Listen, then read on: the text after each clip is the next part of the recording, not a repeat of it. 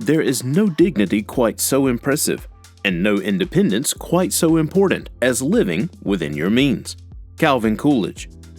Number 10. Make saving a priority.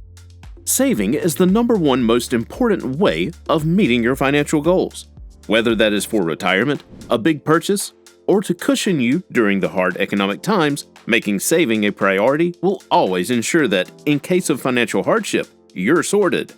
But being able to save has to start with self-discipline and sacrifice. You can't buy everything in sight and pray for savings. It'll never work. To save, you must learn to live below your means. Living below your means doesn't mean that you have to be so mean to yourself that you can't buy something nice. It means that you have such a strong grip on your finances that even when you have catered for all the monthly bills, your account still reads positive dollars. The best way to ensure that you're not missing out on saving is to automate your savings. This means that whenever your check comes in, a certain amount is deducted from and automatically transferred into your savings. For example, if you want to save $500 a month, you can make a standing order stating that this much should be deducted at this date and transferred to your savings account. Making saving a priority ensures that before you start spending your income, you've put money aside and can now budget for the remaining amount. This is one of the ways you can live below your means and save money. Start saving today and you'll thank us later. Number 9. Start a side hustle. The dream is free. The hustle is sold separately. We credit that quote to Unknown, but wish it was our brainchild because it's so premium we would rent it for cash. If you keep dreaming of having a second income but are not doing anything to make it happen, you're wasting your skills. If you have a dream, advance it. Having a second income allows you to secure financial freedom, but only if you're spending your money the way you're supposed to. And there is no shortage of things you can do to earn an extra buck. If you have writing skills, start a blog or write for other people. Whoever said the age of print is dead has never read a good book. If you charge $50 per post and are writing 10 posts a month, you earn an extra $500. You just have to be consistent and patient, and soon, you're banking well into thousands of dollars. But it would make zero sense if you earn extra money only to spend it carelessly, which is why we're giving you our next tip on how to live below your means to achieve financial freedom. Number 8. Budget with one income. No matter how much money you earn, if you don't cultivate a saving culture, you'll be perpetually broke and a burden to your family and friends. But you can learn to save and glide into your financial independence like skates on ice. Having a second income is important because it ensures that your pockets never run dry. But if you spend all your money, financial independence will be nothing but a pipe dream. Deciding to create your budget from one income can get you there faster. For example, if you're earning $3,000 monthly income and $2,000 from your side hustle, decide to save $2,000 from your side hustle and budget with the regular income. Also, if you take savings from your monthly income, keep saving that too. Let's say you save $600 from your regular income. You'll be saving $2,000 from your side job and $600 from your regular income. By the end of the year, you'll have saved $31,200. Incredible! Financial independence doesn't just happen. It takes discipline, sacrifice, and commitment. Commit to sacrificing some pleasures and you'll save a great deal of money. We'll insist on discipline because we all know that if we don't discipline ourselves, the world will do it for us. Number 7. Use cash. Carrying cash can be tempting, especially if you carry more than what you need. But carrying a credit card is like having a financial atomic bomb waiting to go off. We don't advise you carry hundreds of thousands of dollars in your pocket because, trust us, some people have a talent to sniff green paper. And they'd be more than willing to ease that burden off you, sometimes with very tragic outcomes. What we mean is, when you're going shopping or buying gas, opt to use cash instead of using your card. For example, if you have a $200 shopping list, don't carry your credit card. Carry cash and make sure to carry just enough to pay for your items. If you carry $500, we promise you that you'll be tempted to do more shopping than you had planned. If you carry your credit card, you'll also be tempted to do impulse buying, which will get you into debt with exorbitant interest rates. Using cash allows you to buy the things that you have planned to and helps you to reduce impulse spending. This way, when you get your change, you can put it in your home bank as savings. Having money left over from your shopping is a great way to live below your means, and using cash will help you achieve just that. Number 6. Practice zero-based budgeting. Most people have no idea what zero budgeting is and constantly confuse it with a regular budget.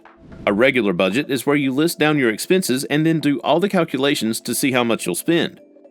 Zero-based budgeting, on the other hand, is where you decide to spend a certain amount of money, then deduct each expense from that amount until you have $0, or a positive figure. For example, if you want to spend $1,500 on all your expenses after saving, this is what your budget will look like. As you can see, you put the amount you want to spend on top, then deduct expenses as they come. This way, you know how much you want to spend and are not willing to spend a dime above it. This helps you make do with the things you have, which is one of the ways to live below your means and save lots of money. For example, if you decide to cancel entertainment, you'll have a plus of $150, which means you have the money left after you're done catering to all your expenses. Way to go, Frugalista! Number 5. Curb meaningless spending. Meeting up for lunch with friends on a Saturday afternoon is a great way to catch up. But spending money on fast food, ice cream, large Coke, sparkling water, and snacks for the car ride back home equals meaningless spending. Meaningless spending also applies to other stuff you're purchasing without a budget. While spontaneity is a great feeling and can cause you to go a little over top with your spending, getting a negative bank statement doesn't feel so great, does it? For example, let's say you want to stop for furniture and you find a nice $357 couch that will make your house look great.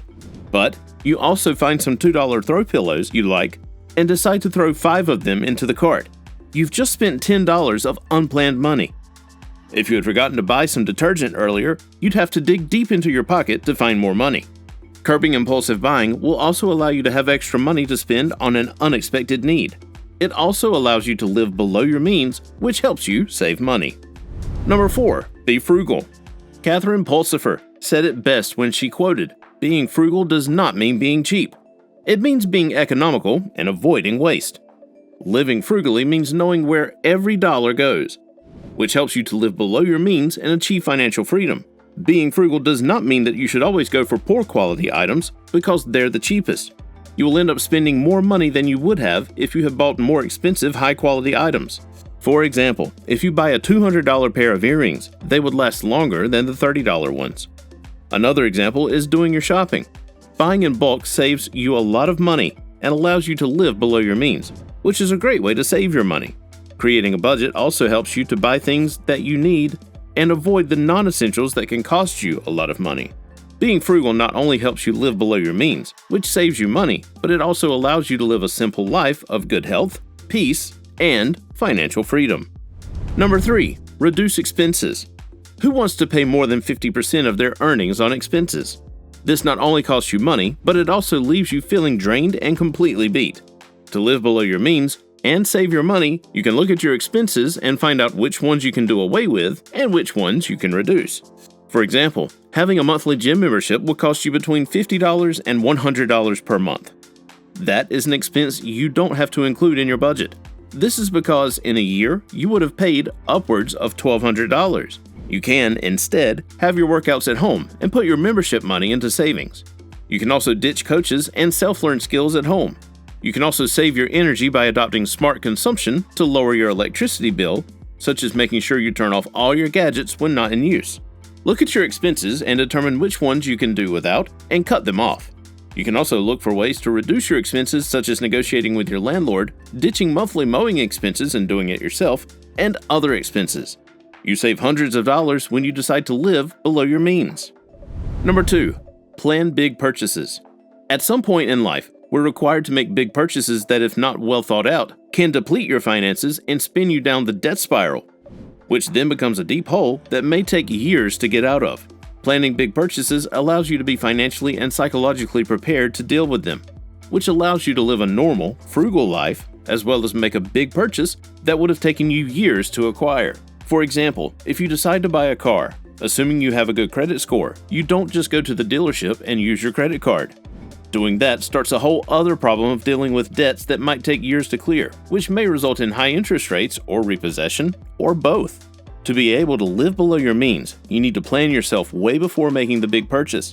This allows you to save enough money to do it without going into debt.